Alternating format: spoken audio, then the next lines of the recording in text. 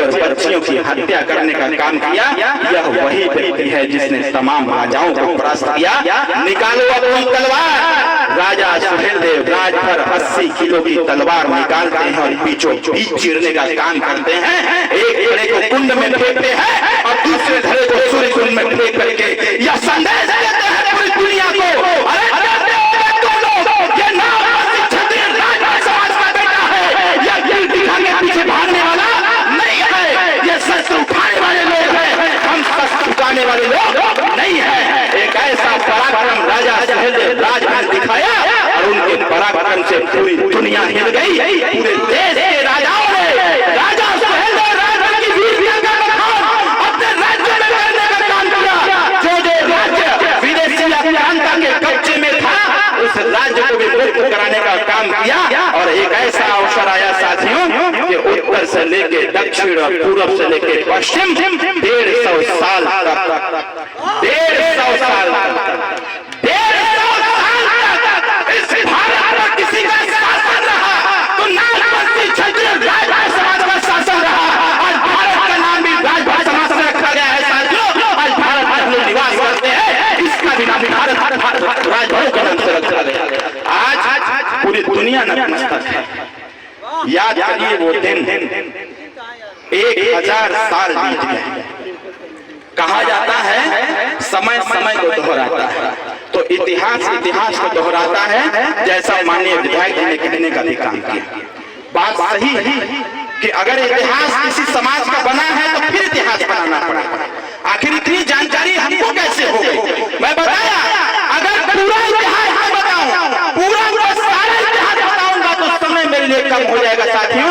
इतना मैं जरूर कहूंगा, ये छोटा संक्षिप्त शब्दों में हमने आपको छोटा सा इतिहास बताया। अब मैं आपको लेके चलता हूँ एक तरफ। आप जरा सोचिए, आज के 25 से 30 साल पहले जब आपके बेटे या आपके बच्चे कहीं कमाने के लिए जाते थे तो इनसे लोग पूछते थे कि भाई बताओ तुम्हारा नाम क्या है। तो नाम जब बताया जाता था तो कहते थे कि राजभर कौन होता है? जिसने इस देश की रक्षा की, जिसने इस देश को सुरक्षित किया, जिसने इस देश की संस्कृति और सभ्यता को बचाया, जिसने इस देश में पुनः हिंदुत्व को स्थापित किया, जिसने इस देश के राजाओं को बचाने का काम किया, जिसने इस देश की महिलाओं को बचाने का काम किया, जिसने इस देश के बच्चों को बचाने का काम किया। आज उस समाज से, उस जाति से पूछा जाता है कि तुम्हारी औकात क्या है, तुम्हारी औकात क्या है? अरे मेरे भाइयों, औकात को ओम प्रकाश राजभर ने दिखाने का काम किया। औकात को ओम प्रकाश राजभर ने दिखाने का काम किया। और कहा अगर इस देश में राजा थे तो आज और राजा बनते हैं डॉक्टर B.R. अम्बेडकर के आशीर्वाद से। ताकत दिखा करके आज उत्तर प्रदेश की सरकार में मंथन बने हुए हैं साथियों। आज के मंत्री ही अकल के राजा हुआ करते थे, इस बात को स्पष्ट रूप से समझने की आवश्यकता है। आज इस भगंदा गांव में मैं आया हूं, आपको इतिहास थोड़ी सी मैंने बताया क्योंकि पूरा इतिहास बताने के लिए मेरे पास कम समय है। फिर कभी मैं आऊंगा तो आपको संक्षिप्त में नहीं, विस्तृत में इतिहास की चर्चा करूंगा।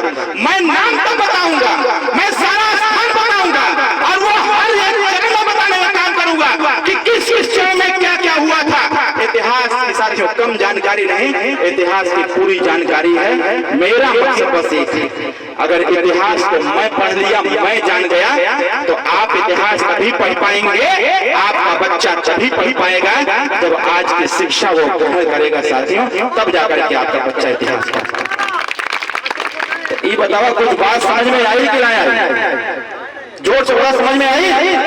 और जोर से बोला, मुर्दा हो ना बता भाई, सब समझ में आई कि नहीं? तो बताओ आज से एक बात बोले के बाद अब नमस्ते प्रणाम ये सब बंद कर देवे के बाद अब आज से का बोले के बाद जय सुहेलदेव, का बोले के बाद जोर से बोला, का बोले के बाद जो अपने बाप को बाप नहीं कह सकता तो आप समझ लीजिए कि वो क्या कर सकता है।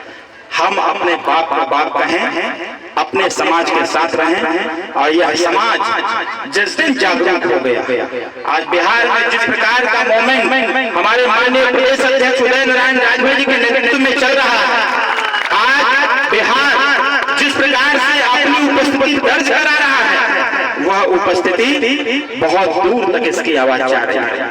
अभी 31 तारीख को 31 दिसंबर 2024 को मैं माननीय प्रधानमंत्री जी से मुलाकात किया था। कुछ हमारे साथी फेसबुक पर देखे होंगे। जब मैं माननीय प्रधानमंत्री जी से मिलने का मात्र 7 मिनट का समय तय था, मात्र 7 मिनट का, और हमने कहा कोई बात नहीं। जब माननीय प्रधानमंत्री जी के समक्ष बैठ के बात करना चालू किया तो माननीय प्रधानमंत्री जी 1 घंटा का समय देने का काम किए और पूरी बात करने का काम किए। पूरी बात हमने सर को बताया और उसके बाद निर्णय लिया कि आने वाले समयों में, बातचीत में ही उन्होंने कह दिया कि आने वाले समयों में बाबूजी से उन्होंने कहा कि ओम प्रकाश राजभर जी, अगर आज मैं प्रधानमंत्री की कुर्सी पर हूं तो गरीबों के आशीर्वाद से हूं, गरीबों के साथ खड़े रहना। आने वाले समयों में इस कुर्सी पर ओम प्रकाश राजभर बैठेगा। साथियों, यह बात माननीय प्रधानमंत्री जी ने कही। मैं आप सब लोगों को धन्यवाद देता हूं। आप सब लोग इतने तादाद में उपस्थित हुए।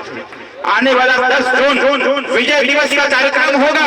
यहाँ बिहार में चुनाव होना है। मेरा भी ध्यान बिहार पर है।